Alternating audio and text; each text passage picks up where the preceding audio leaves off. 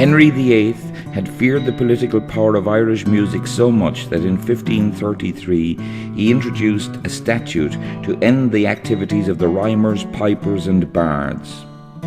Elizabeth I went even further and decreed that bards and harpers were to be executed whenever found.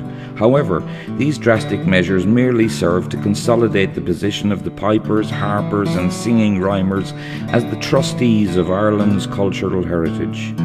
Still, by the beginning of the 18th century, Irish music was close to disappearing completely. The ancient system of artistic patronage going back to Brehon custom finally came to an end with the flight of the earls and the wild geese. Outside of a very small number of old Irish families who managed to retain some of their wealth, the last survivors of the Bardic tradition, the itinerant harpers, were by then almost totally reliant on the generosity of the new Protestant ascendancy landlords.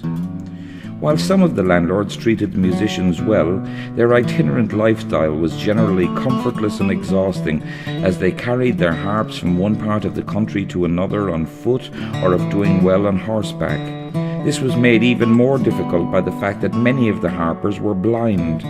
When it became obvious that the art of the harper was on the verge of dying out, various attempts were made to collect and preserve their music, starting with the contention of the bards in Brewery, County Limerick in 1730 and culminating in the Belfast Harpers Festival in 1792. Much of the music played at the 1792 festival was transcribed by a young musician from Armagh named Edward Bunting, and was published 4 years later as The General Collection of the Ancient Music of Ireland. The Bunting collection included around 50 compositions by Turlough O'Carolan. The most famous of all the old Irish harpers, O'Carolan was born in 1670 in County Meath. He grew up in Alderford, County Roscommon, after his family moved west to where land was more affordable. While his father was in the employment of the MacDermott Rose, Turlough lost his sight through smallpox at the age of 14. Fortunately for him, the lady of the house was much taken by the young O'Carolan and arranged for him to learn the harp so that he might earn a living. After 7 years' apprenticeship to a master harper, he set out in his career with a guide and a horse. In this way, he spent much of the remaining 47 years of his life, until his death in the house of his original patrons, the MacDermott Rose, in 1738. Over a century later, the poet Thomas D'Arcy McGee wrote the following epitaph for O'Carolan.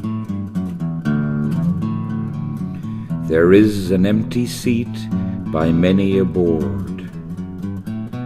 A guest is missed in hostelry and hall. There is a harp hung up in Alderford that was in Ireland sweetest harp of all. The hand that made it speak, woe's me, is cold. The darkened eyeballs roll inspired no more. The lips, the potent lips, gape like a mould, where late the golden torrents floated o'er.